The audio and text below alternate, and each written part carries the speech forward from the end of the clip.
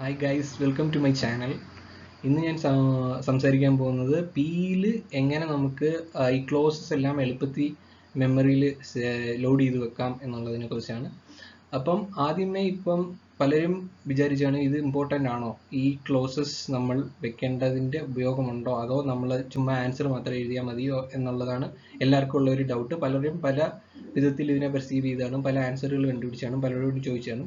പക്ഷേ ഇതിൻ്റെ ആൻസർ ഇത്രയേ ഉള്ളൂ. നമ്മുടെ ഈ CA പരീക്ഷ എഴുതി കഴിഞ്ഞിട്ട് അത് ചെക്ക് ചെയ്യാൻ കൊടുക്കുന്ന ആൾക്കാരുടെ കയ്യിൽ ഒരു ഇൻസ്ട്രക്ഷൻ ഷീറ്റ് കൊടുത്തിട്ടുണ്ട്. അതിനകത്ത് കൃത്യമായിട്ട് എഴുതിയിട്ടുണ്ട് സെക്ഷൻ നമ്പർ വേണ്ട, അതുപോലെ തന്നെ ക്ലോസ് നമ്പർ വേണ്ട, അതുപോലെ തന്നെ മീൻസ് മറ്റ് അക്കങ്ങളും നമ്പറുകളും ഒന്നും ഇമ്പോർട്ടൻ്റ് അല്ല, എക്സെപ്റ്റ് അവർ auditing standards and accounting standard. ഇത് രണ്ടും അല്ലാതെ വേറെ ക്ലോസ് നമ്പറുകളും സെക്ഷൻ നമ്പറുകളും ഒന്നും അവർക്ക് ആവശ്യമില്ല. പക്ഷേ ഈ നമ്മൾ എഴുതുന്ന എക്സാമിൽ വേറൊരാൾ, നമ്മളെപ്പോലെ തന്നെ എക്സാം എഴുതുന്ന വേറൊരാൾ ഇത് എഴുതിയിട്ടുണ്ടെങ്കിൽ നമ്മുടെ പേപ്പറിൻ്റെ ക്വാളിറ്റി ആ എഴുതിയ ആളുടെ ക്വാളിറ്റിയെക്കാട്ടി കുറയാൻ ചാൻസ് ഉണ്ട്. അതുകൊണ്ട് എഴുതുമ്പം എപ്പോഴും ഈ ക്ലോസ് നമ്പറും സെക്ഷൻ നമ്പറും ചേർത്ത് തന്നെ എഴുതുക. ഇല്ലെങ്കിൽ പിന്നെ നമ്മൾ എല്ലാ ആൻസറും കറക്റ്റായിട്ട് എഴുതിയിട്ടുണ്ട് എന്നിട്ട് നമ്മൾ തോറ്റു പോകുന്നത് എന്തുകൊണ്ടാണെന്നുള്ള ചോദ്യം വരും. സോ ഇപ്പം എന്നോട് ചോദിച്ചു കഴിഞ്ഞാൽ, ഇപ്പം എൻ്റെ എക്സാമിൻ്റെ ടൈമിൽ എനിക്ക് ലോയിലൊക്കെ എക്സാംഷൻ ഉണ്ടായിരുന്നു. എങ്ങനെയാണെന്ന് വെച്ച് കഴിഞ്ഞാൽ ആകെ 70% ക്വസ്റ്റ്യൻസിൻ്റെ ഉത്തരം മാത്രമേ എനിക്ക് അറിയില്ലായിരുന്നു. പക്ഷേ ഈ 70%നും ഞാൻ കറക്റ്റായിട്ട് സെക്ഷൻ നമ്പരും ഷെഡ്യൂൾ നമ്പറും എല്ലാം എഴുതി കറക്റ്റായിട്ട് ആ ഫോർമാറ്റിൽ തന്നെ എഴുതി ഫിക്സ് ചെയ്തുകൊണ്ടാണ് എനിക്ക് അത്രയും മാർക്ക് കിട്ടിയത് എന്നാണ് ഞാൻ വിശ്വസിക്കുന്നത്. കാരണം 70% ക്വസ്റ്റ്യൻ്റെ ഉത്തരം മാത്രമേ എനിക്ക് അറിയുള്ളായിരുന്നു. സോ അത്രയും മാത്രമേ ഞാൻ പഠിച്ചുള്ളൂ. ബാക്കി 30% ഞാൻ സിലബസ് തന്നെ സ്കിപ്പ് ചെയ്തു. സോ ഇപ്പം ഇതെന്ന് വെച്ച് കഴിഞ്ഞാൽ ഏകദേശം 10-16 മാർക്കിന് ഉറപ്പായിട്ടും വരുന്നതാണ് ഏതൊരു എക്സാം, CA എക്സാമിനായാലും. So let's get start. Coming to type of schedules, two types of schedules, first schedule and second schedule. ഇതിൽ ഫസ്റ്റ് ഷെഡ്യൂൾ ഗ്രാവിറ്റി കുറഞ്ഞ മിസ്കണ്ടക്ട്സ് ആണ്. സെക്കൻഡ് ഷെഡ്യൂളിൽ ഗ്രാവിറ്റി കൂടിയ മിസ്കണ്ടക്ട്സിനെയാണ് അഡ്രസ്സ് ചെയ്യുന്നത്. ഫസ്റ്റ് ബോർഡ് ഓഫ് ഡിസിപ്ലിനിൽ ഫസ്റ്റ് ഷെഡ്യൂൾ പോകും. സെക്കൻഡ് ഷെഡ്യൂളിലുള്ള കേസുകൾ ഡിസിപ്ലിനറി ഡയറക്ടറേറ്റിലോട്ടാണ് പോകുന്നത്. അതുപോലെ തന്നെ 4 പാർട്സ് ഉണ്ട് ഫസ്റ്റ് ഷെഡ്യൂളിൽ. ഫസ്റ്റ് പാർട്ട് പ്രാക്ടീസിലുള്ള ചാർട്ടേഡ് അക്കൗണ്ടൻസിനെ സംബന്ധിച്ചുള്ള മിസ്കണ്ടക്ട് ആണ്. സെക്കൻഡ് പാർട്ടിൽ സർവീസിലുള്ള chartered accountants. Third part generally all the മെമ്പേഴ്സിനുള്ളതാണ്. ഫോർത്ത് പാർട്ട് അതർ മിസ്കണ്ടക്ട്സ് ആണ്. അത് ക്രിമിനലും സിവിൽ ഒഫൻസുമായിട്ട് ബന്ധപ്പെട്ടാണ്, നമ്മുടെ ഇതുമായിട്ട് വൊക്കേഷനുമായിട്ട് ബന്ധപ്പെട്ടതല്ല. അതുപോലെ തന്നെ സെക്കൻഡ് ഷെഡ്യൂളിൽ ഇത് മാത്രമല്ല, സർവീസ് മാത്രമല്ല, ബാക്കി പ്രാക്ടീസും അതുപോലെ ജനറലിയും അതുപോലെ തന്നെ അതർ മിസ്കണ്ടക്ട്സും ഉണ്ട്. ബിക്കോസ് ഇവിടെ ഗ്രാവിറ്റി ഉള്ള ഒഫൻസസ് ഒന്നും ഇവർ ചെയ്യാൻ ചാൻസ് ഇല്ല എന്നുള്ള, സർവീസിലുള്ളവർ അതിനൊന്നും ശിക്ഷിക്കാൻ പറ്റില്ല എന്നുള്ളത് കൊണ്ടാണ് സെക്കൻഡ് ഷെഡ്യൂളിൽ അവരില്ലാത്തത്. ബാക്കി പ്രാക്ടീസിലുള്ള ചാർട്ടേഡ് അക്കൗണ്ടൻസും അതിനകത്തുണ്ട്. So moving forward, so starting with first schedule. ഇപ്പോൾ ഈ ഒരു ചാപ്റ്ററിനെ സംബന്ധിച്ചിടത്തോളം, പ്രൊഫഷണൽ എത്തിക്സിനെ സംബന്ധിച്ചിടത്തോളം പ്രശ്നം എന്താണെന്ന് വെച്ച് കഴിഞ്ഞാൽ, ഒരു ക്വസ്റ്റ്യൻ വരുമ്പം നമുക്കറിയാൻ പറ്റും ഇത് മിസ്കണ്ടക്ട് ആണോ മിസ്കണ്ടക്ട് അല്ലയോ എന്നുള്ള കാര്യം. പക്ഷേ അത് ഏത് ക്ലോസിൽപ്പെട്ട മിസ്കണ്ടക്ട് ആണെന്ന് പെട്ടെന്ന് കണ്ടുപിടിക്കാൻ പറ്റില്ല. ഇത് മിസ്കണ്ടക്ട് ആണെന്ന് പറഞ്ഞ് നമുക്കൊരു സെൻറ്റൻസ് ഉണ്ടാക്കി എക്സ്പ്ലെയിൻ ചെയ്യാൻ പറ്റും. ഏത് ഷെഡ്യൂൾ, ഏത് പാർട്ട്, ഏത് ക്ലോസ് എന്നുള്ള കാര്യം നമുക്ക് കൃത്യമായിട്ട് കണ്ടുപിടിക്കാൻ പറ്റില്ല. സോ അതാണ് ഇതിൻ്റെ അകത്ത് മെയിൻ പ്രോബ്ലം. ബാക്കി അത് അങ്ങനെ ഒരു ബാക്ക് ഡ്രോപ്പിലാണ് ഞാനിത് പറയാൻ പോകുന്നത്, അല്ലാതെ ഫുൾ എക്സ്പ്ലെയിൻ ചെയ്യാനല്ല ഉദ്ദേശം. ഇത് എങ്ങനെ പെട്ടെന്ന് ഓർത്ത് വെക്കാം എന്ന് പറയാൻ മാത്രമാണ് ഉദ്ദേശം. So starting with first schedule. First ഷെഡ്യൂളിൽ ആദ്യത്തെ പാർട്ട് 1 ഫസ്റ്റ് ക്ലോസ് എന്ന് പറയുന്നത് അലോസ് എന്നുള്ള വേർഡാണ്. അലോസ് എന്നുള്ള വേർഡ് മാത്രം നിങ്ങൾ ഇതിനകത്ത് ഓർത്ത് വെച്ചാൽ മതി. കാരണം ഇപ്പോൾ ഈ കീവേഡ്സ് ഞാൻ പറയാൻ പോകുന്നത്, കീവേഡ്സ് അല്ലെങ്കിൽ ഫ്രേസസ് അല്ലെങ്കിൽ റൈംസ് പറയാൻ പോകുന്നത് എന്തെന്ന് വെച്ച് കഴിഞ്ഞാൽ, ഈ ഒരു വേർഡ് ഉറപ്പായിട്ടും ആ ക്വസ്റ്റ്യനിൽ കാണും. ആരെങ്കിലും അലോ ചെയ്തതാണ് വേറൊരാളെ CAയുടെ പേരിൽ, തൻ്റെ പേരിൽ പ്രാക്ടീസ് ചെയ്യാൻ വേറൊരാൾ അലോ ചെയ്തതാണ്. ആ അലോസ് എന്നുള്ള വേർഡ് ഉറപ്പായിട്ടും അതിനകത്ത് കാണും. ആ 1 വേർഡ് മാത്രം ഓർത്ത് വെച്ചിരുന്നാൽ മതി. അത് ഓർത്ത് വെക്കേണ്ടതെന്ന് വെച്ച് കഴിഞ്ഞാൽ, ഫസ്റ്റ് വേർഡ് A ആണ് ആൽഫബറ്റിക്കൽ ഓർഡറിൽ, ആൻഡ് 1 എന്നുള്ളത് ഫസ്റ്റ് പാർട്ടിലെ ഫസ്റ്റ് ക്ലോസ് ആണ്. സോ അത് ഓർത്ത് വെക്കണം. സോ സെക്കൻഡിലുള്ളതെന്ന് വെച്ച് കഴിഞ്ഞാൽ, CA in practice is deemed to be guilty of misconduct if pays or allows directly or indirectly any share of commission workers in person the profit of a professional business to any other person other than member, partner, retired partner, legal representative, member of other professional body or such prescribed qualifications. So ഇതാണ് അവർ second ഇതിൽ പറയുന്നത്. അതിൽ pace or allows എന്നുള്ള word, 2 words ഉണ്ട്, pace and allows. 2 word നമ്മൾ ഇത് ചെയ്ത് വെക്കണം. 2 വേർഡ് എന്ന് വെച്ചാൽ സെക്കൻഡ് ക്ലോസിനെ റെപ്രസെൻറ്റ് ചെയ്യുന്നതാണ് ഈ 2 word, pace and allows. So ഈ രണ്ട് വേർഡിൽ ഏതെങ്കിലും ഒന്ന് കണ്ടു കഴിഞ്ഞാൽ അതിൻ്റെ അർത്ഥം ഇതിനകത്ത് മീൻസ് സെക്കൻഡ് ക്ലോസിൽ ഇത് പെട്ടതാണ്. സോ 2 വേർഡ്സ് ഉള്ളതുകൊണ്ട് 2 ക്ലോസ് നമ്മൾ സെക്കൻഡ് ക്ലോസ് ഇത് ചെയ്ത് വെക്കാം. അടുത്ത accepts or agrees to accept. Conjunction വിട്ട് കഴിഞ്ഞാൽ 3 വേർഡ്സ് വരും ഇവിടെ. സോ ഈ ക്ലോസ് പറയുന്നതെന്ന് വെച്ചാൽ accept profit of agrees to accept profit of the professional work of a person who is not a member of the institute. However, such restriction should not apply to member of any other professional bodies with such other persons having prescribed qualification. So ഇതാണ് അത് പറയുന്നത്. So ഇതിനകത്ത് 3 words ഉണ്ട്. അപ്പോൾ ഈ question വരുമ്പോൾ either അവർ accept ചെയ്യും or agrees to accept, ഇതിൽ രണ്ടിൽ ഏതെങ്കിലും ഒന്ന് വരും. സോ അന്നേരത്തെ ആ ഒരു ഭാഗം കാണുമ്പോഴത്തേക്ക് ഇത് 3 വേർഡ്സ് ഉള്ളതാണ്. 3 വേർഡ്സ് ഓർത്ത് വെച്ചിരുന്നാൽ മതി. Accept or agrees to accept 3 words ഉണ്ടെങ്കിൽ അത് ക്ലോസ് ആയിരിക്കും. സോ ക്ലോസ് 4 ഇതിനകത്ത് ഒരെണ്ണം മാത്രമേ പാർട്ട്ണർഷിപ്പിനെ കുറിച്ച് പറയുന്നുള്ളൂ. അത് പറയുന്നതെന്ന് വെച്ച് കഴിഞ്ഞാൽ if any person enters into a partnership with any person other than CA in practice, member of any other professional body, such relevant qualification or such other person who is but for his residence abroad would be entitled to be registered under section 415. So അതാണ് ആ 4th section പറയുന്നത്. എന്ന് വെച്ച് കഴിഞ്ഞാൽ ഒരു partnership വേറൊരു ഈ CAയുടെ members of CA institute അല്ലാതെ പുറത്തുനിന്നുള്ള ഒരാളുടെ അടുത്ത് പാർട്ട്ണർഷിപ്പ് ഉണ്ടാക്കി കഴിഞ്ഞാൽ അത് മിസ്കണ്ടക്റ്റ് ആണെന്നാണ് 4th പറയുന്നത്. പാർട്ട്ണർ എന്ന് പറയുന്നത് 4 റൈം ചെയ്യും. 4 പാർട്ട്ണർ 4. സോ 4 റൈം ചെയ്യുന്നതുകൊണ്ട് എപ്പോൾ പാർട്ട്ണർഷിപ്പ് പരമായിട്ടുള്ള മിസ്കണ്ടക്റ്റ് വന്നാലും 4 റിമെമ്പർ ചെയ്താൽ മതി. Part 1 close 4. എന്തുകൊണ്ട് പാർട്ട് 2 പാർട്ട് 3 പാർട്ട് 4 വരില്ല എന്ന് വെച്ചാൽ പാർട്ട് 2 എന്ന് പറയുന്നത് അതിനകത്ത് ക്വസ്റ്റ്യനിൽ തന്നെ പറയും CA ഇൻ സർവീസ് എന്ന്. CA ഇൻ സർവീസ് വന്നാലേ പാർട്ട് 2 വരത്തുള്ളൂ. പാർട്ട് 3 CA ജനറലി ആണ്, പക്ഷേ അത് ചില സ്പെസിഫിക് കാര്യങ്ങൾ മാത്രമേ അവർ പറയുന്നുള്ളൂ. ഇതേപോലെ പ്രൊഫഷനകത്ത് വരുന്ന കാര്യങ്ങൾ അത്ര ഇതായിട്ട് പറയുന്നില്ല. അതേപോലെ പാർട്ട് 4 എന്ന് വെച്ചാൽ പ്രൊഫഷണൽ മിസ്കണ്ടക്റ്റ് അല്ല, അതർ മിസ്കണ്ടക്റ്റ് ആണ്. സോ എഴുതുമ്പോൾ പാർട്ട് 4 എഴുതുമ്പോൾ കൃത്യമായിട്ട് അതർ മിസ്കണ്ടക്റ്റ് എന്ന് എഴുതണം. പ്രൊഫഷണൽ മിസ്കണ്ടക്റ്റ് എന്ന് എഴുതാതെ അതർ മിസ്കണ്ടക്റ്റ് എന്ന് കൃത്യമായിട്ട് എഴുതണം. സോ അതാണ് പാർട്ട് 4. പാർട്ട് 5 എന്ന് പറഞ്ഞാൽ CA in practice is deemed to be guilty of misconduct if he secures any professional work through services of a person who is not an employee, who is not a partner, or by means which is not open to a CA. ഇപ്പം means ഇതിനകത്തുള്ള keyword എന്ന് പറഞ്ഞാൽ means ആണ്. അത് 5 letter വേർഡാണ്. ഇപ്പം ഇതിൻ്റെ ഒരു ക്വസ്റ്റ്യൻ വന്നു കഴിഞ്ഞാൽ അതിനകത്ത് കൃത്യമായിട്ട് ഒരു മീൻസ് പറഞ്ഞേക്കും. ഇവർ വർക്ക് സെക്യൂർ ചെയ്ത ഒരു മീൻസ്. സോ അതിൽ 2-3 മീൻസ് നമുക്ക് ഓപ്പൺ ആയിട്ടുണ്ട്. റൈറ്റപ്പിലൊക്കെ എഴുതാവുന്ന പറ്റിയ 3 ഇതുണ്ട്. സോ അത് ഒഴിച്ചിട്ടുള്ള കാര്യങ്ങളാണ്. സോ ഒരു മീൻസ് അതല്ലാതെ പറയാം. ആ മീൻസ് കണ്ടു കഴിഞ്ഞാൽ മീൻസിന് 5 ലെറ്റർ ഉണ്ട്. അപ്പം ക്ലോസ് 5 ആണെന്ന് ഓർക്കണം. അടുത്തത് സോളിസിറ്റ് റൈംസ് വിത്ത് 6 സോളിസിറ്റ് അത് ഏകദേശം ഒരേപോലെ റൈമിങ് വരുന്നതാണ്. 6ഉം സോളിസിറ്റും ഒരേപോലെ വരുന്നതാണ്. 6 സോളിസിറ്റ് എന്ന് വെച്ച് അങ്ങനെയാണ് ഞാൻ പഠിച്ചത്. സോ അതിൻ്റെ ഇതെന്ന് വെച്ചാൽ solicit professional work either directly or indirectly by circular, advertisement, personal communication or interview or any other means. So can invite professional work and respond to sender and enquiries. ഇത് രണ്ടും ചെയ്യാം, ബാക്കി കാര്യങ്ങൾ ചെയ്യില്ല. ചെയ്യാൻ പാടില്ല. സോളിസിറ്റ് പ്രൊഫഷണൽ വർക്ക് മിസ്കണ്ടക്റ്റ് ആണ്. So 6 solicit ഇങ്ങനെ പഠിച്ചാൽ ഏകദേശം അത് ഓർത്ത് വെക്കാൻ പറ്റും. പിന്നെ 7 അതർ CA എന്ന് പറഞ്ഞാൽ 7 ലെറ്റർ വേർഡാണ്. അതർ CA എന്ന് വെച്ച് കഴിഞ്ഞാൽ അതർ ദാൻ CA എന്നാണ് അതിൻ്റെ ഇത്. CA അല്ലാതെ വേറെ വേർഡ് യൂസ് ചെയ്യാൻ പാടില്ല, അഡ്വർട്ടൈസ് ചെയ്യാൻ പാടില്ല എന്നാണ് 7 പറയുന്നത്. അത് നോക്കുക പോലും വേണ്ട. കാരണം നമ്മുടെ സിലബസിലുള്ള 40% ഓഫ് ക്വസ്റ്റ്യൻസ്, ഈ ചാപ്റ്ററിലുള്ള 40% ഓഫ് ക്വസ്റ്റ്യൻസ് ഡയറക്റ്റ് ചെയ്തിരിക്കുന്ന ഈ സെക്ഷൻ, ഈ ഒരു ക്ലോസിലോട്ടാണ്. കാരണം എന്ന് വെച്ച് കഴിഞ്ഞാൽ ബാക്കി ക്ലോസിലുള്ള കാര്യങ്ങൾ നമുക്കൊന്ന് നോക്കിക്കഴിഞ്ഞാൽ മനസ്സിലാവും. കാരണം ഇപ്പം നമ്മൾ വേറൊരാൾക്ക് ഫീസ് ഷെയർ ചെയ്യുകയാണ്, അല്ലെങ്കിൽ 6 മന്ത്സിന് മേളിൽ നമ്മൾ ഇവിടെ പോയി ജയിലിൽ കിടന്നു. അതുപോലെ തന്നെ solicit professional work from other person, ഇതൊക്കെ മിസ്കണ്ടക്റ്റ് ആണെന്ന് നമുക്ക് ചെയ്യുമ്പോൾ തന്നെ അറിയാം. പക്ഷേ ഈ ഒരു ക്ലോസ് ഏകദേശം 10-100ഓളം പോയിന്റുകളുണ്ട്. വെബ്സൈറ്റ് ചെയ്യുമ്പോൾ എങ്ങനെ ചെയ്യണം, റൈറ്റപ്പ് എഴുതുമ്പോൾ എങ്ങനെ വേണം, നമ്മുടെ പേര് ഏതിനകത്തൊക്കെ എഴുതാം. സോ അതുപോലെ ഒത്തിരി പോയിന്റുകൾ ഇതിൻ്റെ അകത്തുണ്ട്. പക്ഷേ ഈ ഒരു ക്ലോസിൻ്റെ പ്രത്യേകത എന്ന് വെച്ചാൽ ചെയ്യുമ്പോൾ നമുക്ക് അറിഞ്ഞൂടാ പുഷ് എടുക്കണോ പുള്ളെടുക്കണോ, വെബ്സൈറ്റ് ഉണ്ടാക്കുമ്പോൾ പുഷ് ഇതെടുക്കണോ അതോ പുള്ളിൽ ചെയ്യണോ എന്നുള്ള കാര്യം നമുക്കറിയില്ല.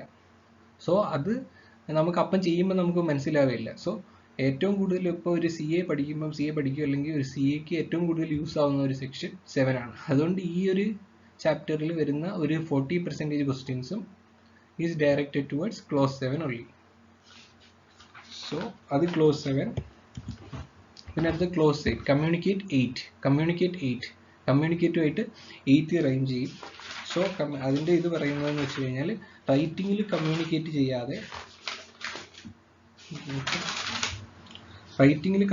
ചെയ്യാതെ പ്രീവിയസ് ഓൺസ്റ്റൻറ്റിൽ കമ്മ്യൂണിക്കേറ്റ് ചെയ്യാതെ ഒരു പൊസിഷൻ എടുക്കുകയാണെങ്കിൽ അത് മിസ്കണ്ടക്റ്റ് ആണ് എന്നാണ് ആ ക്ലോസ് പറയുന്നത്. സോ അതിനകത്ത് എന്തായാലും കമ്മ്യൂണിക്കേഷൻ, അതിൻ്റെ ക്വസ്റ്റ്യൻ വരുമ്പോൾ A has not communicated the previous statutory auditor B എന്ന് പറഞ്ഞ് വരും. അപ്പോൾ ആ കമ്മ്യൂണിക്കേറ്റ് എന്നുള്ള വാക്ക് കാണുമ്പോഴേ 8 ആണെന്നുള്ള ഇത് നമുക്ക് അപ്പോഴേ മനസ്സിൽ വരണം. സോ അതാണ് അതിൻ്റെ ഒരു ഇത്. സോ അടുത്തത് ascertain 9 letter word ആണ്. സോ 9th clause പറയുന്നതെന്ന് വെച്ച് കഴിഞ്ഞാൽ a CA in practice is deemed to guilty of professional misconduct except an appointment as auditor of the company without ascertaining any requirements of 225 of Companies Act. അപ്പോൾ അതേ ക്വസ്റ്റ്യനിൽ തന്നെ ഈ 225ൻ്റെ ഒരു റിക്വയർമെൻറ്റ് എന്നിട്ട് ഇത് അസെർട്ടൈൻ ചെയ്തിട്ടില്ല എന്ന് നമ്മുടെ അടുത്ത് പറയും. അപ്പോൾ നമ്മൾ മനസ്സിലാക്കണം. അപ്പോൾ നമുക്കറിയാം അത് മിസ്കണ്ടക്റ്റ് ആണെന്ന് ഓട്ടോമാറ്റിക്കലി ഇത് പഠിച്ച ഓരോരുത്തർക്കും അറിയാം അത് മിസ്കണ്ടക്റ്റ് ആണ് അല്ലെങ്കിൽ അല്ല എന്നുള്ള കാര്യം അവർക്ക് മനസ്സിലാവും. സോ അസർട്ടൈൻ ചെയ്തിട്ടില്ല എന്ന് ഈ ഒരു സെക്ഷനിലെ കാര്യങ്ങൾ അസർട്ടൈൻ ചെയ്തിട്ടില്ല എന്ന് അവർ പറയുവാണെങ്കിൽ അസർട്ടൈൻ എന്ന് പറയുന്നത് 9 letter വേർഡാണ്, ACERTAIN. സോ ഈ 9 letter വേർഡ് കാണുമ്പോഴേ ക്ലോസ് 9 ആണെന്ന് മനസ്സിലാക്കണം. സോ അടുത്തത് ക്ലോസ് 10 പെർസെൻറ്റേജിനെ കുറിച്ച് പറയുന്നതാണ്. Charges or offers charge accept or offers to accept in respect to any professional fees based on percentage of profit which are contingent upon finding or result of such employee expect as permitted by regulations എന്നാണ് പറയുന്നത്. So ഇത് ഓർത്ത് വെക്കാൻ. Percentage എന്ന് വെച്ചാൽ 10 letter വേർഡാണ്. വേറൊരു എളുപ്പ വഴിയുണ്ട് ഇത് ചെയ്യുന്നത്. പെർസെൻറ്റേജ് എന്ന് പറയുന്നത് നമ്മൾ സ്ലാഷ് ഇട്ട് 2 0 മേളിലും താഴെ ഇടുന്നതാണ്. സോ അതേപോലെ 1 0 ഇട്ട് കഴിഞ്ഞാൽ 10 ആവും. 1 ഒരു സ്ലാഷ് 1 ഇട്ടിട്ട് ഒരു 0 ഇടുമ്പോഴത്തേക്കും ഒരു 0 ഇടുമ്പോഴത്തേക്കും 10 ആവും. സോ അങ്ങനെ അത് ഓർത്ത് വെക്കാം. അത് പെർസെൻറ്റേജ് അതിനകത്ത് കാണും.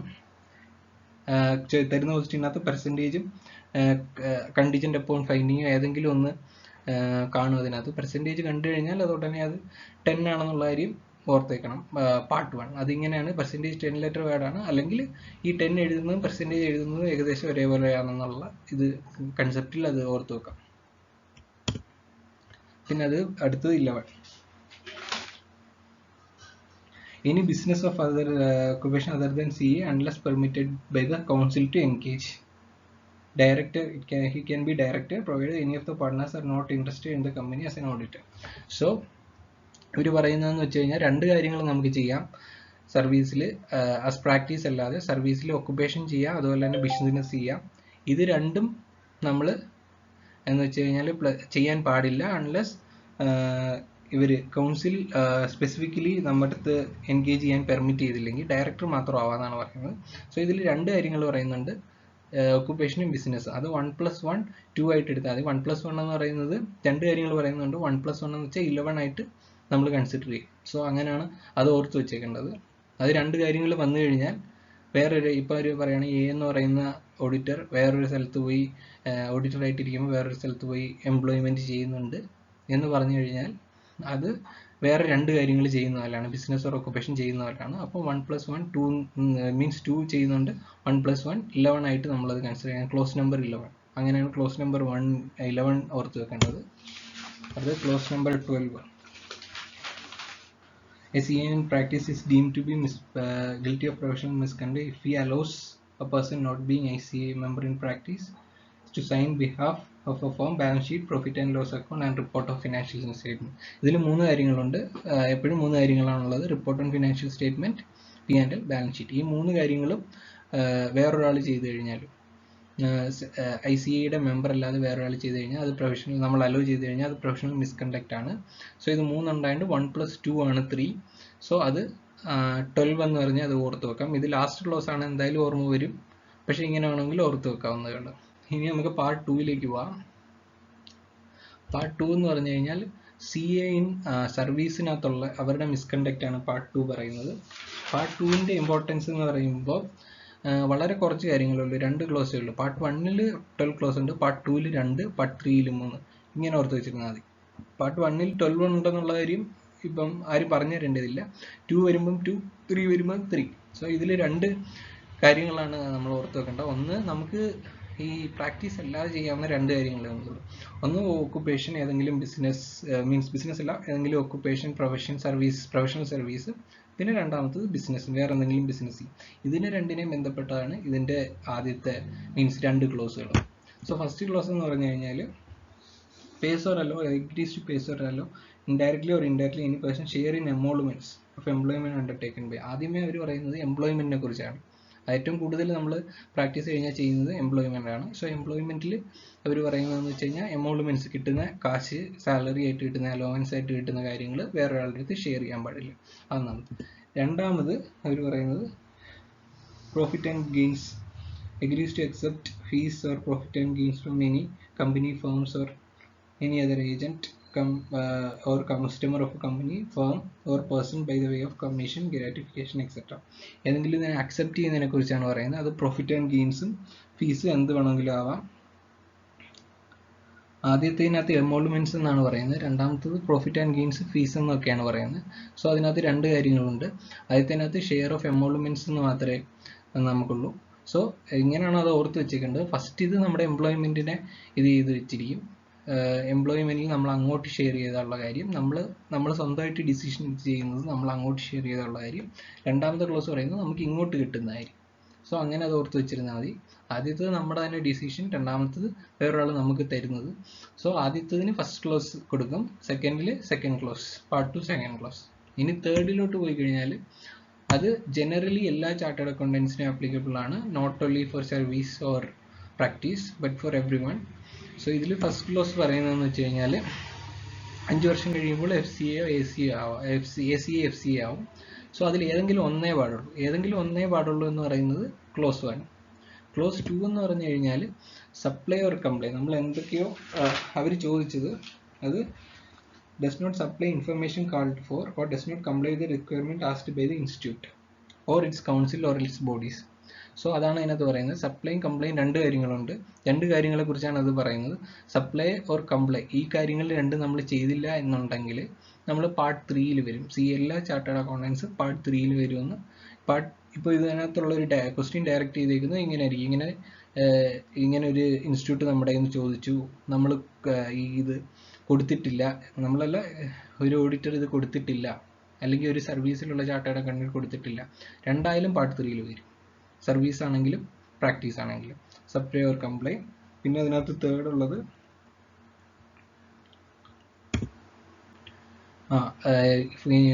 Nose false info, knowingly giving false info ആണത്. സോ നോസ് ഫാൾസ് ഇൻഫോ എന്ന് പറഞ്ഞ 3 ലെറ്റർ വേർഡ് ഉണ്ട്, അത് റിമെമ്പർ ചെയ്ത് വെച്ചേക്കണം. മെയിനിൽ സപ്ലൈ ഓർ കംപ്ലൈ, ഒന്നാമത്തത് FCA or ACA, അത് ഏതെങ്കിലും ഒന്നേ പറ്റൂ. രണ്ടാമത്തത് supply or comply does not give supply or does not supply or comply with the directions of the institute, അത് 2 വേർഡുണ്ട്. മൂന്നാമത്തത് നോസ് ഫാൾസ് ഇൻഫോ, 3 വേർഡുണ്ട്. സോ ഇങ്ങനെയാണ് ഞാൻ ഇത് ഓർത്ത് വെച്ചിരുന്നത്. ഏതെങ്കിലും നോയിങ്ലി ഫാൾസ് ഇൻഫോ കൊടുക്കുക എന്ന് വെച്ച് കഴിഞ്ഞാൽ ഏതെങ്കിലും റൈറ്റപ്പിലോ അല്ലെങ്കിൽ inviting professional work from another auditor or responding to tenders or anything providing 6 and 7 of part 1 of the schedule gives information knowing it to be false. So ഇതിൽ ഡയറക്റ്റ് ചെയ്തിരിക്കുന്ന ഒരു ക്വസ്റ്റ്യനിൽ ഉറപ്പായിട്ടും ഫാൾസ് ഇൻഫർമേഷൻ കൊടുത്തു എന്നുള്ള കാര്യം പ്രിസ്ക്രൈബ്ഡ് ആയിരിക്കും. അപ്പം നോസ് ഫാൾസ് ഇൻഫോ എന്ന് പറഞ്ഞാൽ 3 ലെറ്റർ വേർഡ്, മൂന്ന് വേർഡ്സ് മീൻസ് 3 ലെറ്റർ വേർഡ് അല്ല, 3 വേർഡ്സ് ഓർത്ത് വെച്ചിരുന്നു കഴിഞ്ഞാൽ അത് സിമ്പിളായിട്ട് മനസ്സിൽ വരും ആ സമയത്ത്. പാർട്ട് 3 ക്ലോസ് 3 എന്നുള്ള. സോ ക്ലോസ് 4ന്റെ ഒരു പ്രത്യേകത എന്ന് വെച്ചാൽ എഴുതുമ്പോൾ ഒരിക്കലും പ്രൊഫഷണൽ മിസ്കണ്ടക്ട് എന്ന് എഴുതാൻ പാടില്ല, other misconduct. CAB is guilty of other misconduct under close under part എന്ന് പറഞ്ഞ് നമ്മൾ എഴുതണം. സോ അതിൽ പാർട്ട് 4ൽ ഫസ്റ്റ് 6 monthsന് താഴെ ഏതെങ്കിലും സിവിൽ ഓർ ക്രിമിനൽ ഒഫൻസിൽ നമ്മൾ ഇതിൽ ജയിലിൽ കിടന്നാലുള്ള പ്രശ്നമാണ് അവർ പറയുന്നത്. So അതൊന്നാമത്തെ consideration. രണ്ടാമത്തെന്ന് വെച്ച് കഴിഞ്ഞാൽ distribute to the profession.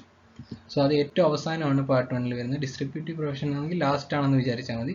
Less than 6 months എന്ന് പറയുന്നത് കുറഞ്ഞ ശിക്ഷയുണ്ട്. ഇത് ഞാൻ പറഞ്ഞില്ല, ഗ്രാവിറ്റി കുറഞ്ഞ ഒഫൻസസ് ആണ് ഫസ്റ്റ് ഷെഡ്യൂളിലുള്ളത്. സെക്കൻഡ് ഷെഡ്യൂളിൽ പോകുമ്പോൾ ഒരു ക്ലോസ് കണ്ടേ ഉള്ളൂ, അത് ഇതാണ് മോർ ദാൻ 6 monthsന്റെ കേസിലാണ് അത് വരുന്നത്. ലെസ് ദാൻ 6 months ഫസ്റ്റ് ആണ്. ഏറ്റവും ലാസ്റ്റ് ഇതിനകത്ത് വരുന്നത് ഡിസ്ട്രിബ്യൂട്ടീവ് പ്രൊഫഷൻ, അതിനകത്ത് 2 ഉണ്ട്, അതുകൊണ്ട് അത് സെക്കൻഡ് ക്ലോസ് ആയിട്ട് വിചാരിച്ചാൽ മതി. സോ ഇങ്ങനെയാണ് ഇത് കുറച്ച് നേരം പ്രാക്ടീസ് ചെയ്യുവാണെങ്കിൽ നിങ്ങൾക്ക് ഈസി ആയിട്ട് ഇത് വരും. ഇതിനകത്ത് വലിയ ടൈമൊന്നും എടുക്കില്ല. May be half an hour അല്ലെങ്കിൽ 15 മിനിറ്റ്സിനുള്ളിൽ നിങ്ങൾക്ക് ഇത് മനസ്സിലാവും. സോ ഇങ്ങനെ ചെയ്ത് കഴിഞ്ഞാൽ പെട്ടെന്ന് ഒരു ക്വസ്റ്റ്യൻ വരുമ്പോഴത്തേക്കും നിങ്ങൾക്ക് മനസ്സിലാവും ഏത് ക്ലോസിലോട്ടാണ് ഡയറക്റ്റ് ആയിട്ട് പോകേണ്ടതെന്ന്. അല്ലാതെ പിന്നെ ആ ക്ലോസ് നമ്പർ കണ്ടുപിടിക്കാൻ പിന്നെ ടൈം എടുക്കില്ല. പക്ഷേ ഇപ്പം ക്ലോസ് നമ്പറും പാർട്ട് നമ്പറും ഒന്നും എഴുതിയില്ലെങ്കിൽ അത് കുഴപ്പമില്ലെന്ന് വിചാരിക്കരുത്. ഞാൻ നേരത്തെ പറഞ്ഞ പോലെ തന്നെ അത് പ്രശ്നമുണ്ട്. നമ്മുടെ ആൻസർ പേപ്പറിൻ്റെ ക്വാളിറ്റി അത് അത്രയും തന്നെ കുറയും. അതുകൊണ്ട് ഒരിക്കലും അത് ചെയ്യാൻ നിൽക്കരുത്. Okay, thank you guys. Video നിങ്ങൾക്ക് ഇഷ്ടപ്പെട്ടിട്ടുണ്ടെങ്കിൽ like, share, subscribe. Stay tune for next schedule. Thank you.